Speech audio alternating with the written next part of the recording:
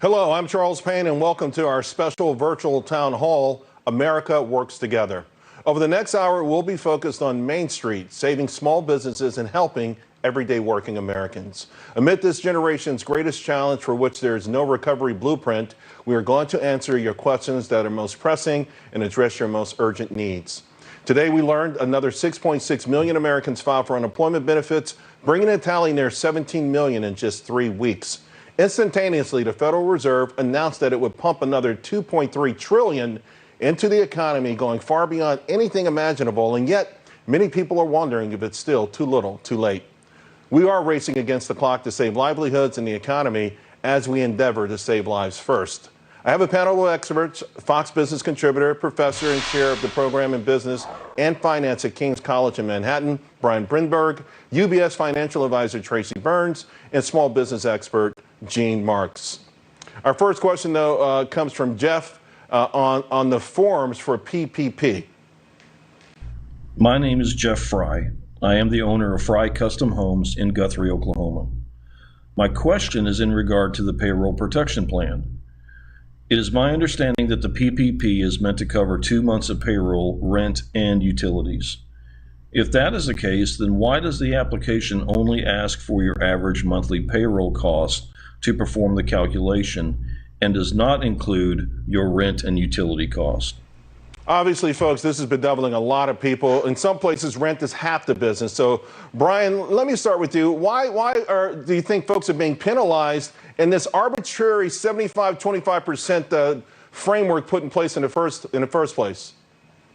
Charles, I wish I had a good answer for that. I don't. I do think it's a penalty, and I do think it's unfair. Look, there are a lot of businesses that have different cost structures. Not all businesses are the same. Some are much more focused on payroll. Some are much more focused on rent, utilities, other issues. And I don't think these loans should penalize businesses that don't have big payrolls. I'd like to see that change. I think that's one of the things, as Congress goes back to this, they should be looking at broadening the criteria here so that more businesses can benefit and can make it through this period of challenge. Yeah, I will say that's one of the things that we're seeing, though, is that this thing has evolved, that Treasury has recognized that they've made a lot of mistakes, and not mistakes, perhaps. There's been a haste to get it done. Gene, I want to get your input on this. You advise small businesses, and one of the things I'm getting is that a lot of people are frustrated. They don't even want to try to get this money because of things like this.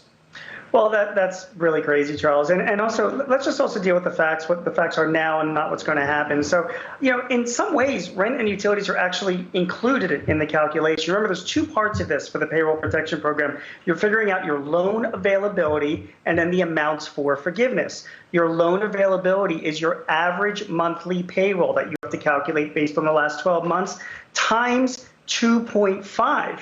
So that 2.5 is taking into consideration 2 months of payroll that you could potentially get reimbursed for, but then also an additional amount, which hopefully is covering your utilities, mortgage interest, and your rent. So it may not cover it all, I get that, and there certainly should be changes made, but that, I think, is the rationale behind that calculation. I think the thing, though, is if you're talking about the forgivable part of it, that 75% seems to be a hard-line stickler or problem that a lot of people are frustrated with. I really believe the federal government, Mnuchin and company, are going to change that. When Larry Kudlow comes later, we're going to ask him. I want to also get to Twitter because we had a ton of questions there. One saying that my son is an independent contractor, real estate broker, builder in Texas, which, of course, has come to a standstill.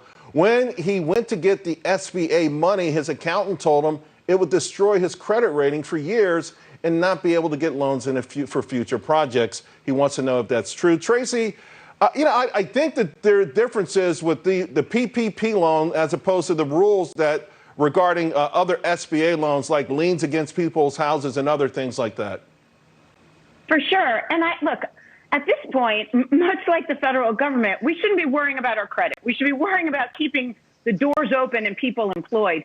That being said, though, unless he secures that loan with personal assets, his credit really shouldn't be affected at all. These are questions that he needs to have with advisors and professionals that know what they're doing. And maybe, just maybe, the accountant he's working with isn't fully versed on all the rules, Charles. You're absolutely right, because from what I read, the PPP loans involve no personal collateral. So if someone's saying that, folks, maybe to Tracy's point, find additional help. Our next question is super important. It's about student loans. It comes from Aaron W. Good afternoon. Thank you for taking the time to answer my questions. They're going to be regarding the recent federal legislation dealing with federal student loans. My first question is, do borrowers need to take any action to receive these benefits, or are they automatic? And the second one is, are there any types of federal student loans that do not receive these benefits? That's it, and thank you again. Brian Brenberg, you work with these students. I'm sure their anxiety levels are high, is just as high as anyone else. What would you say the answers are? Well, if your loan is owned by the federal government, then you will have both the principal and interest deferred on your student loan through September 30th. So there is some relief there. And the second part of his question related to other loans that are not covered by this, and there are loans that are not covered. Private loans are not covered, and some of the older federal loans that are not currently owned by the federal government are also not covered by this. So if your loan is owned by the federal government, it'll automatically be deferred through September 30th.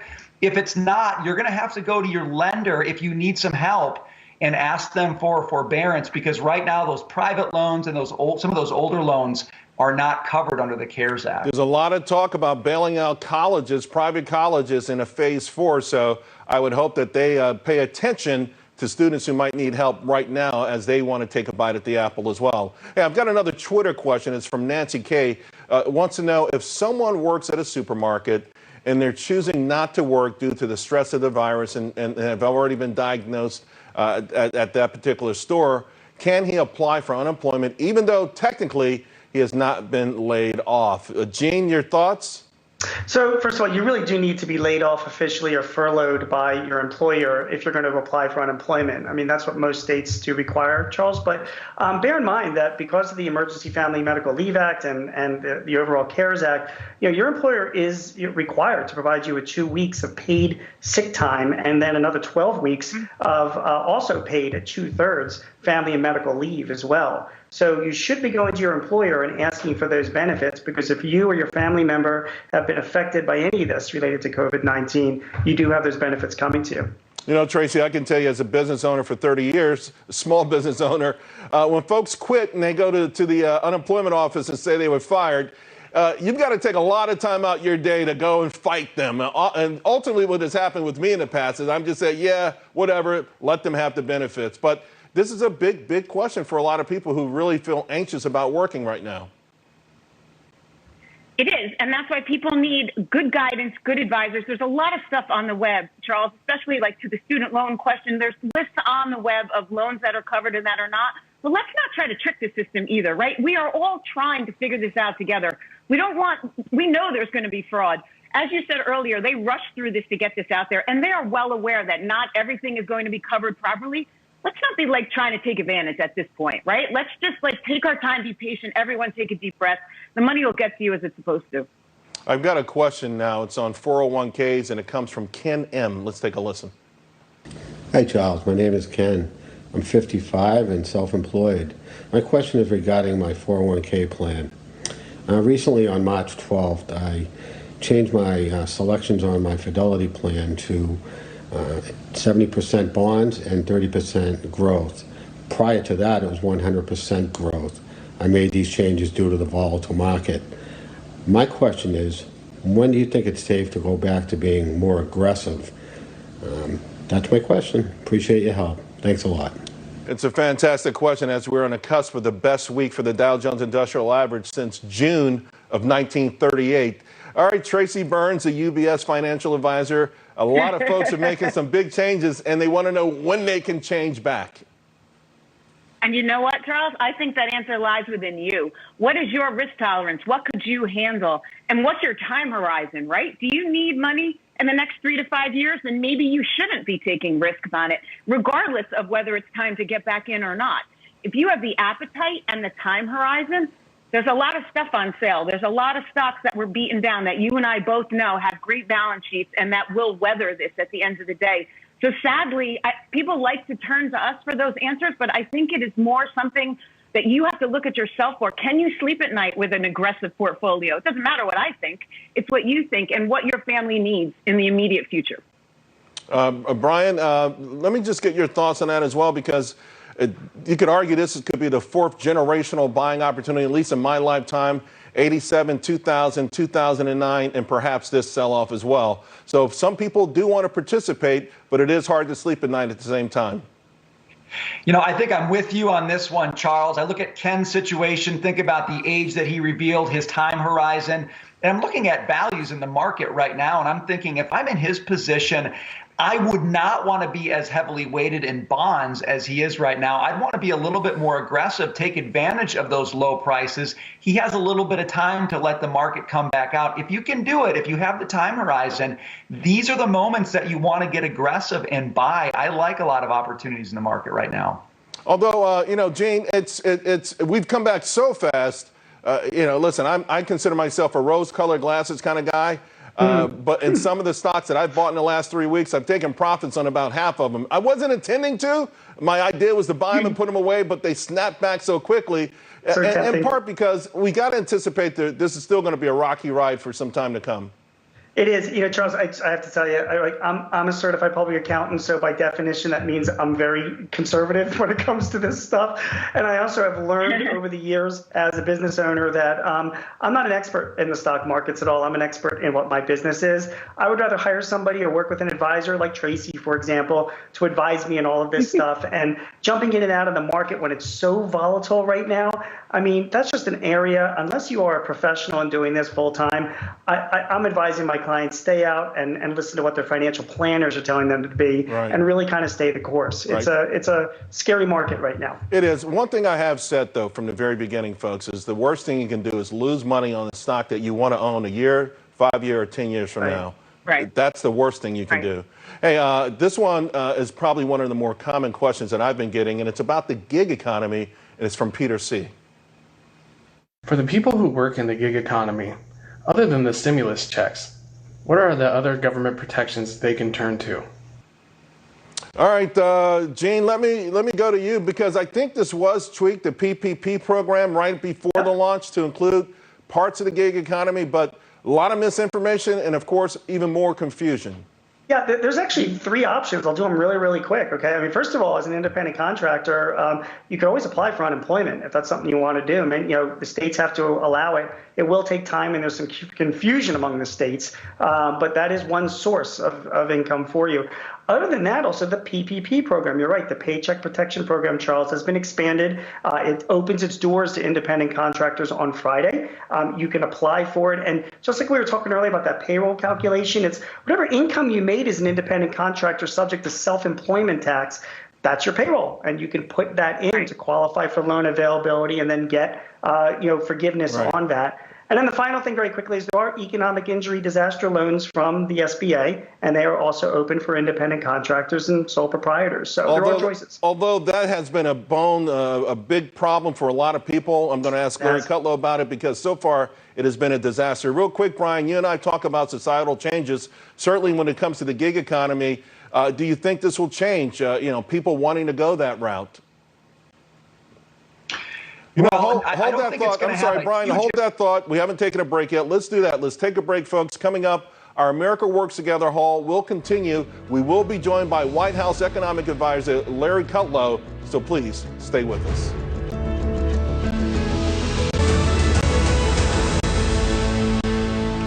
We're back with our special virtual town hall, America Works Together, answering questions from you, the viewer, who's just trying to survive through all of this. Your questions have been fantastic, folks, and we want more of them. Right now, I want to get back to our panel in a moment. But first, let's bring in National Economic Council Director and White House Economic Advisor Larry Kudlow. Welcome to the show, Larry. We've got a ton of questions from you from very worried business owners, parents, and just folks who are trying to survive to better times. But before I get to them, this morning, the Federal Reserve announced $2.3 trillion. They're going to pour that into the economy. Huge loan program, in addition to the trillions that have already been pledged. And so how does this help the economy? More specifically, Larry, how does it help small businesses? Well, okay. This is the medium business. I think it's called the Main Street Lending Facility. I think that's what the Fed has termed it, and it's going to be big dollars. I don't know all the parameters yet. They haven't laid out all the parameters. They're still working with the Treasury. But just one thought here at the top. President Trump wants every small and medium business, particularly the small business, but now we have the Fed backup. Everybody who wants a loan to stay in business, to keep their payroll intact, to cover expenses, everybody who wants one is going to be able to get one. That is our goal. We want all the small business and the medium business to get loans. Those are, as you know, from the banks, but they're going to be government guaranteed loans. And if you hang on to your payroll, Charles, the loans will be forgiven after a period of time. But that's the essential message. We want to keep you in business. We know just how difficult this is. We know the hardships are enormous.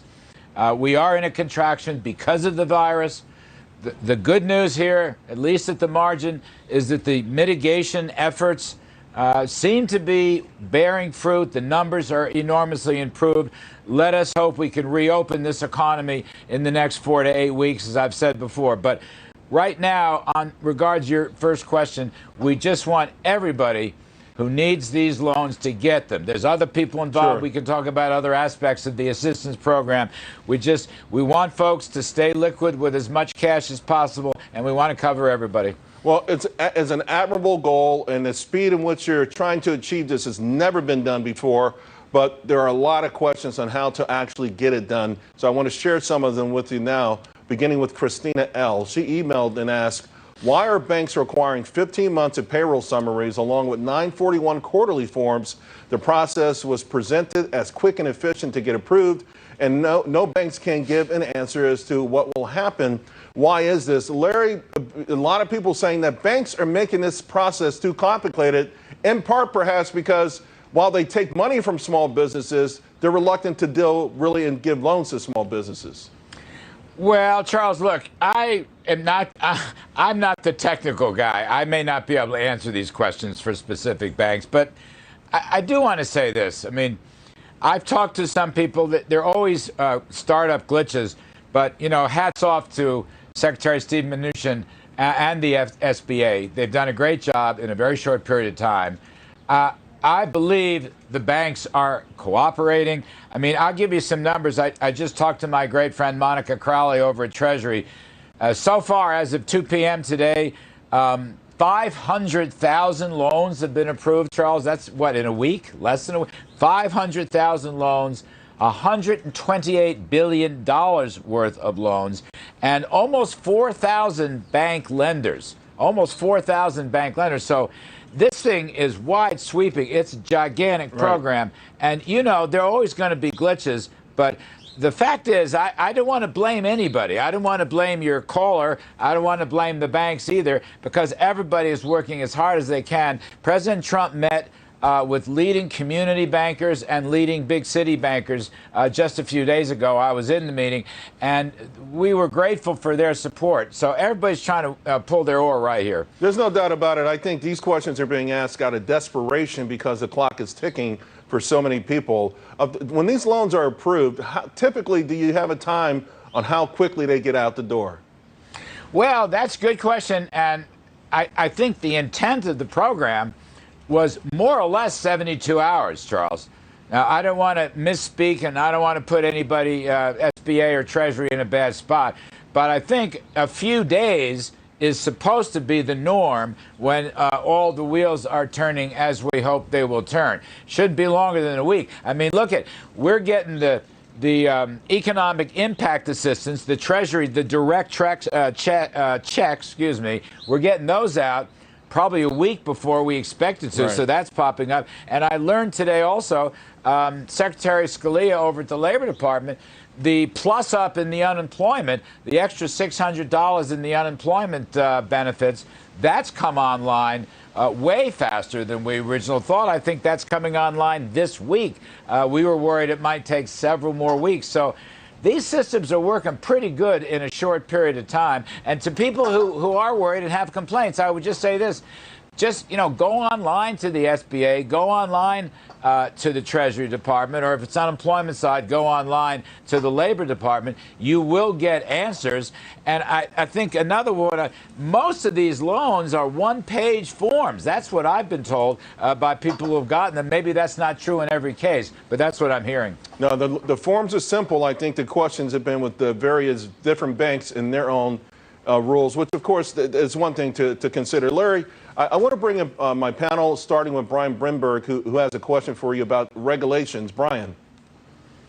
Hey, Larry, more of a macro question for you here. When we look back to the economic boom that came just before all of this, it was driven by regulatory cuts and tax cuts. What we've seen lately is just a raft of government spending, unlike anything we've ever seen, and some rumblings that some of that could come with more regulatory hurdles and more red tape for businesses. My question is, how do we get back to those pro-growth policies that we had before all this started? How do we avoid letting the regulation and the government spending continue to balloon once we get past the crisis? Well, okay, I might push back a little bit, particularly on the regulatory front. I mean, I sit as a member of the coronavirus task force, and I know that we have deregulated a number of areas to expedite not only the development of vaccines and therapies and so forth, but also to get all the medical equipment in place, the testing, the masks, and all the others. Developing, the testing thing is coming along very nicely. We're working hard on that. I know the FDA is deregulated because some of the potential therapies are available or will shortly be available on an experimental basis. We've been working with that. There's a couple of key therapies. So I think certainly on the medical healthcare side, we've continued to deregulate. Now, look, as a longtime supply-sider who believes in the incentive model of growth, I will tell you this. We have no choice but to try to cover as many folks as we can regarding things like cash and liquidity, and again, small business presentations and payrolls. Look, we are sending assistance out right now to roughly 175 million Americans. Okay, let me repeat, roughly 175 million. That is an enormous, enormous number for what will be a temporary program, because the virus itself is an incredible crisis, exponential crisis, but it will be a temporary crisis, and it will eventually abate. So that's what we've done, 175 million, and covering a very wide swath. I mean, look, for example, the small business payroll tax holiday, that's an incentive-driven program. I'm very proud of that. We've pushed back income tax dates. Instead of April, it's going to be June or July. Student loans have been pushed back because people need the liquidity. Folks who might have to go home because of the virus, or a family member has the virus, or the kids are home. So we've turned unpaid leave into paid leave. We've got to cover the unemployment. I mean, remember, this was not the fault of the individual. Right. This was not the fault of the business. This was the fault of a virus that virtually nobody expected, and certainly not, the skyrocketing exponential nature of it. So I'm just saying, all the tax cuts that President Trump put in place are still in place. All the deregulation measures that the president put in place are still in place. The freeing up of the energy sector, the better trade deals. President rebuilt and re-incentivized this economy. And as you noted, I think it was roaring in January and February going into the new year before the virus hit. That is still there. And that's why I believe, maybe I'm just an eternal optimist, but I believe once we get through this, and we will get through this, Lord knows, this economy will snap back very rapidly. People will be going back to work. Small business will be reopening. And, new businesses will appear. New folks will come to the fore. That's what makes America so great. We are the most inventive, entrepreneurial country. All we're doing now, we're not changing the president's pro-growth policies. All we're doing now is trying to help ordinary Main Street, middle income, blue collar folks. We're trying to help them get by this. We're just trying to help them get some cash and liquidity, to meet basic necessities, for heaven's sake. And Larry, to that point, even today, Chairman Powell noted that this economy was a juggernaut. He talked about the firm footing, and that's one of the reasons he thinks our economy will be very strong, to your point, once we come out of it. The question, though, for a lot of these folks is building that bridge from here to there. And I want to bring in a question from Valerie H. About paying her employees. Let's take a listen. Hello. In order to meet the requirements for loan forgiveness through the SBA, must I pay my employees for consecutive weeks? The funding is obviously going to take longer than expected, and we are having difficulty continuing to pay our employees without it. Can we stop and then start up again once we receive the funding? We've already paid them for 2 weeks since we had to close. Larry, will there be forgiveness for rehiring employees? Yeah, that's a good question. I think the answer is yes. Okay, but Charles, I'm not the expert on every detail. I know we've given them a time frame where to begin, which I think was some point around mid-February, if I'm not mistaken. February 15th. Okay, well, I got one right. That's good. And I can't quite answer the consecutive argument. I know that generically speaking, 75% of the loan has to go to payroll. Now, does it have to go to consecutive payroll? I have to find that out for you. I will get back to you, and you get back to the caller. I think the answer is yes, but I'm not entirely sure. Okay, and quickly on that 75%, that is a major beef with a lot of folks. If you have a business in New York, New Jersey, your rent might be 50% of your business. And these folks are saying, hey, you know what? I'm trying to keep the business open. Part of that means paying the rent. I would like to make this whole thing forgivable if I can retain my employees, but still only 55, maybe 60% of the money has gone through payroll costs. Could there be adjustments made for that? Charles, I think there's scaling in this. So those formulas, 75%, 25%, if I'm not mistaken, are adjustable. So the loan or the degree of loan forgiveness can be adjusted if there are certain exigent circumstances whereby they don't want to put 75% in. I'm almost certain there's scaling or prorating up and down. Again, I'm not the inventor of all these details, but I'm pretty sure. And I just want to come back to this point about President Trump's growth policies, which were such a great success. What we're facing now is just about, I've been around a long time, my friend, and I've never seen anything like this, but those growth policies on taxes and regulations and trade and oil and so forth, they don't go away. They're still the foundation of an economy that's been rebuilt and re-incentivized, and we're showing tremendous growth. What we're looking at here, I hope, will be a 2-month gap, interference, if you will, March and April. All right. In the next month or two, we should be able to restart, at least on a rolling basis. And our whole intent here is to try to relieve people of the enormously difficult hardships they are suffering through no fault of their own. And that's the thrust of our policy. And Charles, I don't know if that's supply side or Keynes. What I think it is good, common horse sense. Okay, that's anybody, I hope, would have done this. And I want to add one more piece to it, please. Marking the president's views, he is involving the private sector every step of the way. I mean, to the point made earlier about overregulation. This is a government-driven operation, but. We have used experts, retailing, pharma, biotech, banking. We've got manufacturers who used to produce cars, and now they're producing respirators and ventilators. You follow me? We are using the private. This is a public-private partnership. This is a public-private rescue mission to help folks who need help from circumstances, external circumstances, with no fault of their own. Nobody's ever done this before. This is not just another government operation. This is a partnership, and that's consistent with President Trump's own philosophy of the importance of a free enterprise economy. I got to tell you, Larry, that's been one of the more amazing hallmarks of this, how quickly the administration was able to galvanize the private sector for their expertise while doing things that they couldn't do with the government and the government's checkbook. And again, the idea, I think, is it's all admirable. It's been amazing, without question. But for some of these folks, the idea is just how do we take advantage of this? How do we live through those next 8 weeks? I've got a question from Dave P. about his business. Let's take a listen.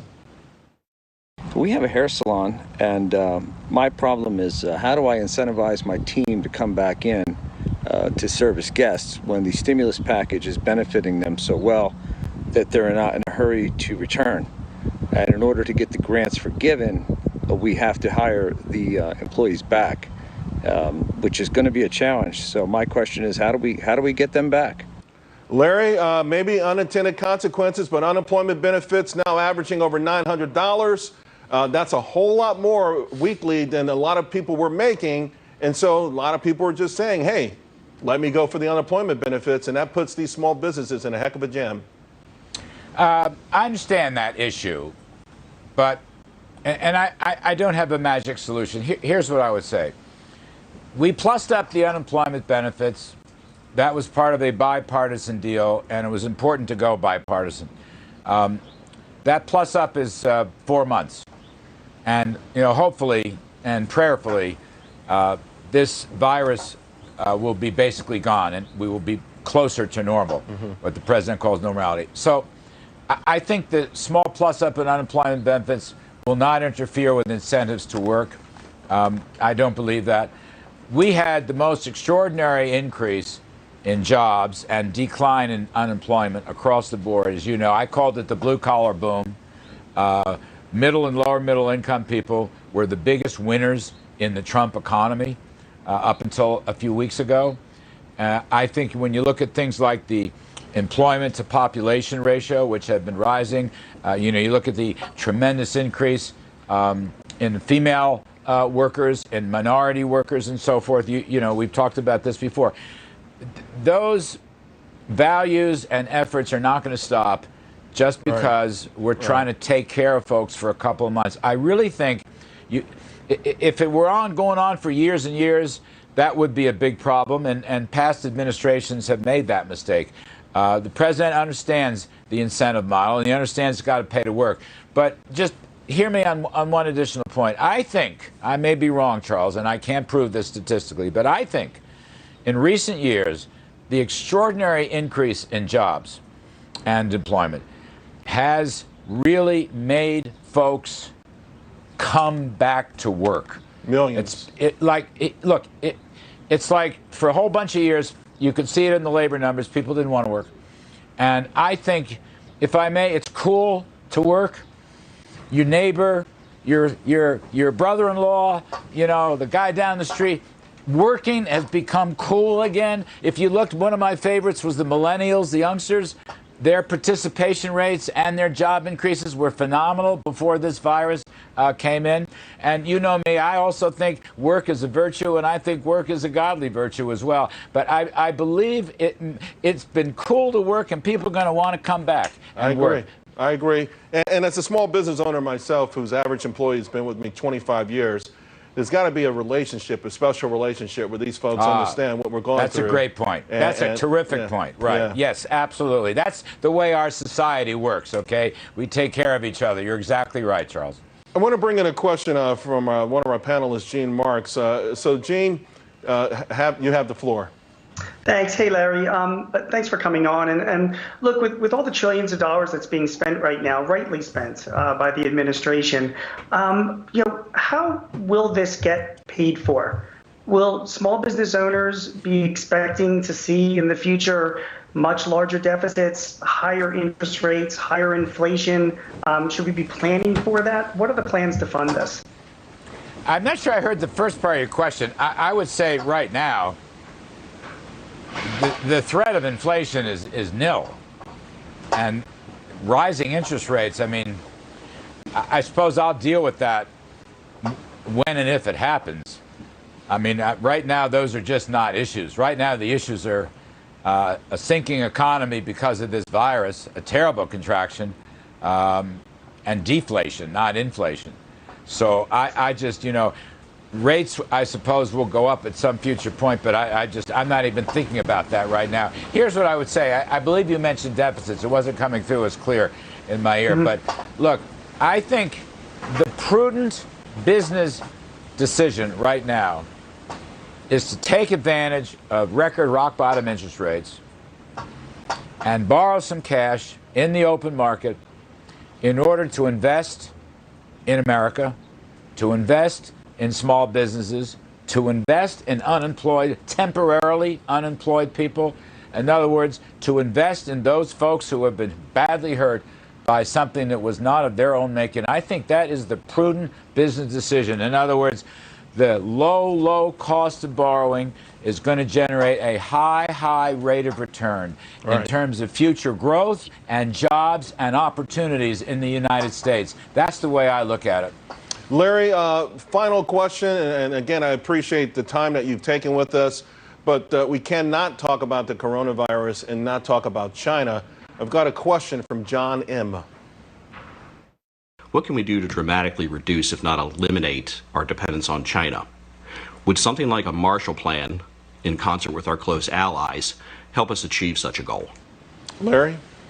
Well, okay. I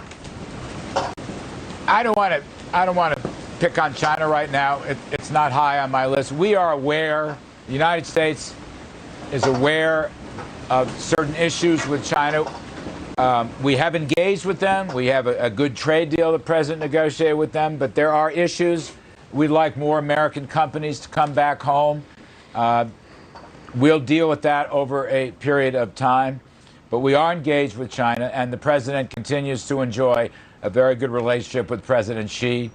As far as policies to get the companies home, there are a lot of things we could do. One of them, by the way, we don't have time to pursue it, Charles, maybe the next time.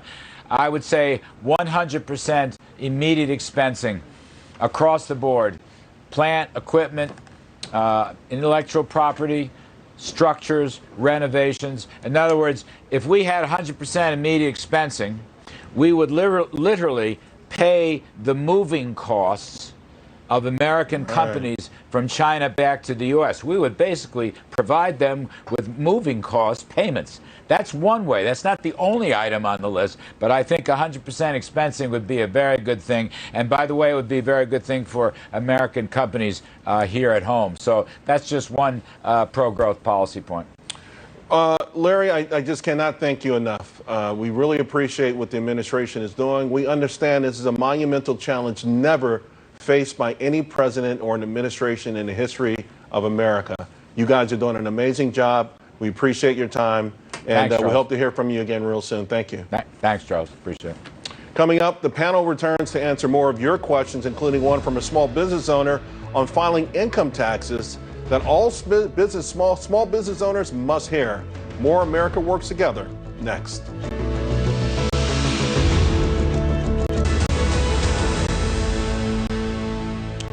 And we're back with more of our America Works Together virtual town hall, answering your economic questions as all of us struggle with the coronavirus pandemic and the fallout. I mean, physically, emotionally, economically, you have been impacted. Our panel returns, Brian Brenberg, Tracy Byrnes, and Gene Marks. And folks, I know you are tweeting me. We didn't get to all of the questions I wanted to present to Larry Kudlow. We will get them with our panel. In fact, I want to start with Ann H. She has a great question about her teenage children. Hi, Charles. My question is, why are my 17 and 18-year-old sons ineligible for the stimulus package? My 17-year-old is totally discounted, and my 18-year-old is ineligible because we claim him as a dependent on our taxes, yet we don't get any money for him. Does the government believe that this age group has no cost of living? Tracy, people are so upset. They're infuriated about this. Your thoughts?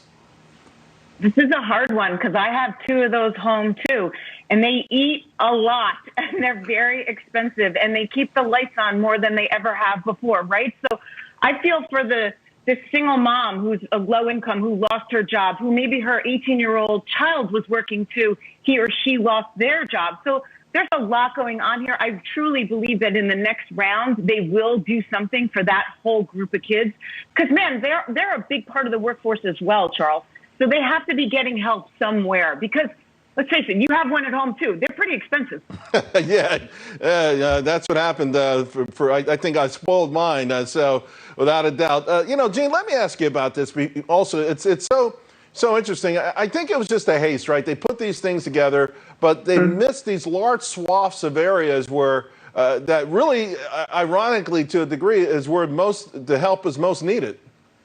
Yeah, I agree. I mean, this is a bunch of people putting together a lot of legislation in a very, very short time frame. On the question on the stimulus checks, just so we're clear on this, Charles, and she is right. If dependents over 17 years old, they're not going to be entitled, and I hope that the government takes care of that. But remember, it's an advance on a refundable tax credit for next year. So if you don't feel like you got enough of a refund, enough of a stimulus check this time around for whatever reason, talk to your accountant, because you can make good on that on next year's tax return and get a refundable credit back, which means you can get cash back for the difference. Just to bear that in mind. Great point. Brian Brenberg, I want to bring you in because you must know some of these folks.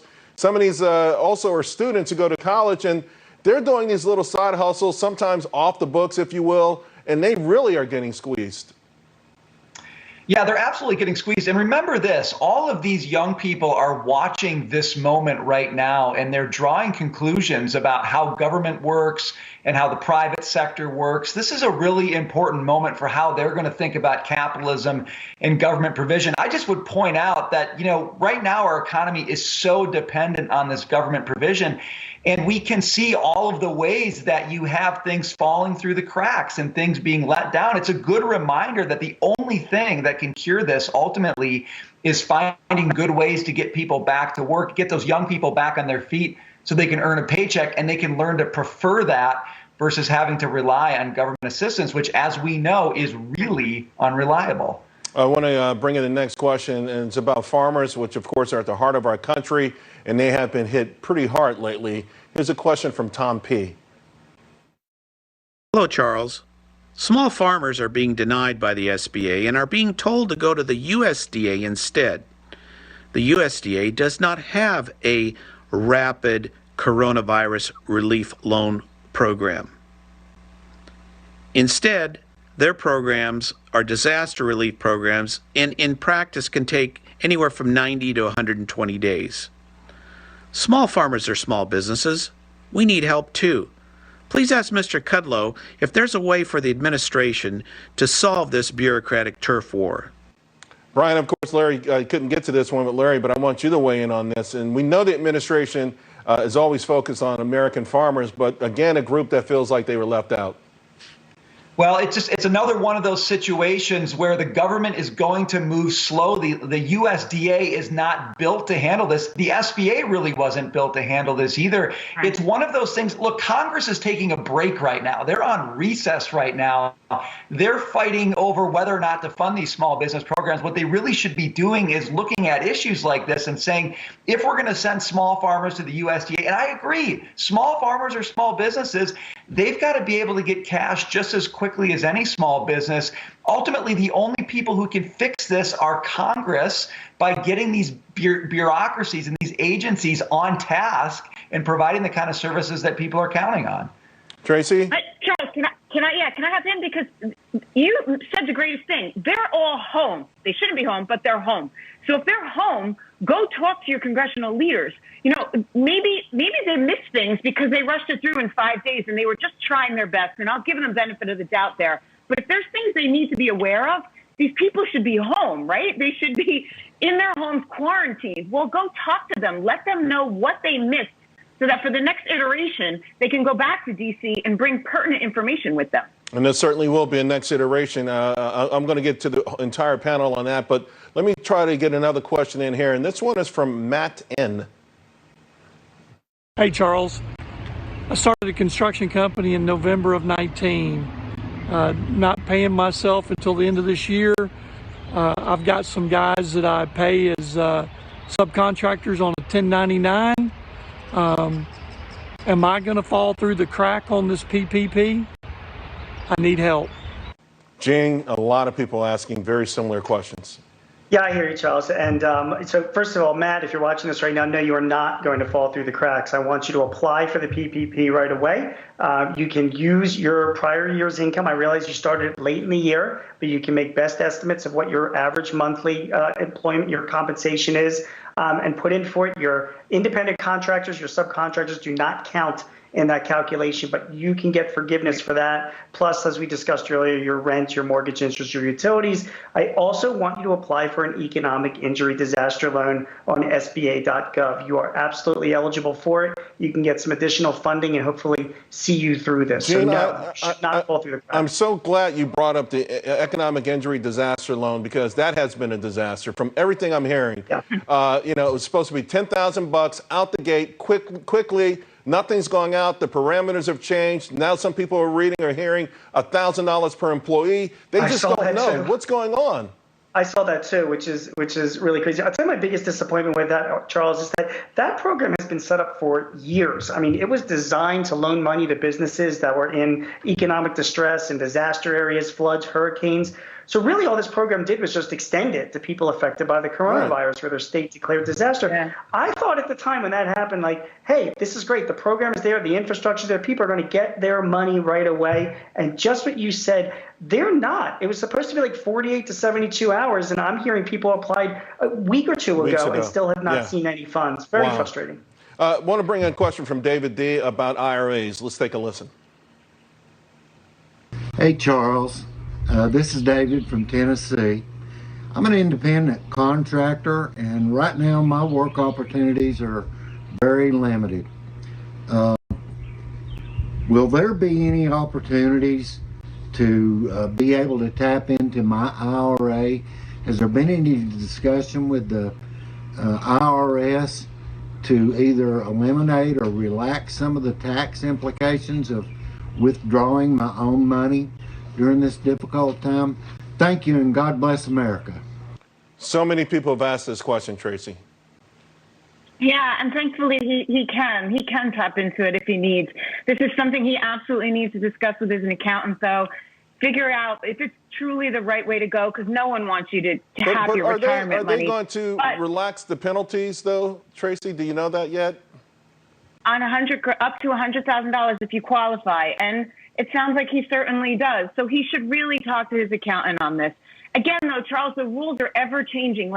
This is partially why I think the loan program's not working so great, because you're relying on community banks, you're relying on small local accountants to answer questions that we still don't know answers to. So everyone needs to have a little patience on this, but you truly need to stay in touch with your advisors, or if not, find someone who knows what they're talking about.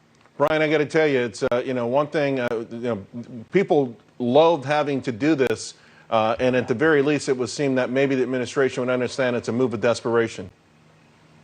It is a move of desperation. I do want to add that the 10% penalty that you'd normally pay to do an early withdrawal has been waived this year, so people should know they're going to be penalized. They're not going to be penalized in a way that they would have been in a prior year for this. But I agree. Nobody wants to do this. You don't want to tap into your nest egg. You don't want to have to do that to get through this period of time. It's there for you if you need it, and there's some advantages to it this year. But if you can avoid it, if you can go after some of these other sources, the PPP and the EIDL loans, do it. You've got to be persistent. Persistence is the name of the game here. The government doesn't have the systems built they need. You've got to keep after it until you get the money they've allocated for you. It's there, but you're going to have to work for it. Lorraine T. emailed and said, I own and operate a popular seasonal ice cream store. It operates from May 1st, sometimes through October. My employees are part-time hourly. Many are very loyal and come back year after year. Several are college students who rely on their summer income. Are there any programs out there that can help me survive the 2020 season and benefit my employees if I cannot open my doors? Gene. Yes, the PPP program, Paycheck Protection Program, you can. When you are figuring out what your payroll is, you can use a comparable period for the last year because you're seasonal. And then again, talk to your banker, because remember, in the end, Charles, these loans under the Paycheck Protection Program are not given by the SBA. They're given through banks. And in the end, this is an agreement with your bank. I have a few clients that have talked to their bankers and have been managed to push back the loan date, like when the loan will actually start, so that the 8-week period that they can then apply for forgiveness kind of starts a little bit later. And if you're a seasonal business, that could really save you a ton of money. That is a fantastic point. Pushing back the start date, which, by the way, I think we all kind of believe might be just stretched a little bit. Listen, I've got 2.5 minutes left, and what I'd like to do is go around the horn, talk about a potential phase 4. We know it's coming. So, Brian, starting with you, what do you want to see in a potential phase 4 part of this whole relief effort? Yeah, Charles, number one, I want to see us fix some of the problems that we identified today. Some of the biggest issues for small businesses and individuals are the delays that they're facing on money that could help them. The intent behind a lot of these programs is great, but the execution has not been good. Congress needs to fix that. They need to make sure they have enough money for small businesses. The $250 billion that Senator McConnell was going after today and they couldn't reach an agreement on, they have to do that because these small businesses are afraid they're going to be at the back of the line and they're not going to get to the front of the line when the money's still there. So I don't want to see the government waste money. I don't want to see new regulations. I want to see them make good on the commitments that they've already made, top up those where needed, and make sure people can get access to money to get them through this. Tracy, what would you like to see? So you and I both have heard so much about why teens are not covered through this. So I'd love to see something that addresses that, especially in lower income communities. And second, I think even if you have that 8 weeks, Charles, 8 weeks flies. What if in 8 weeks the economy is not open? Are you just gonna cut off small businesses? I'd love to see language that says it will extend it. There's no doubt this thing has evolved, and that could be one of the areas that may have to evolve again. Gene, I've got less than a minute. Love to have your thoughts on the key parts that you would like to see in the phase 4. Very quickly, 2 words, a call center, Charles. Let's take some budgeted money, set up an 800 number with the SBA so that basically we don't have to do shows like this. And people can call in knowledgeable experts that have been trained to answer their questions about these programs, because that's been the biggest issue. Well, folks, I want to say at home, we know this has been a painful experience for everyone. We hope that you found this a very important discussion and also to be helpful and informative. We're going to continue to reach out to the administration. We're going to continue to reach out to business experts. I want to put in a very special thank you to Larry Kudlow. He was generous with his time. Brian Brenberg, Gene Marks, Tracy Byrnes, and of course, everyone that sent in a question. That was fantastic. We'll see you again here on Making Money, weekdays, 2 p.m., right here on Fox Business.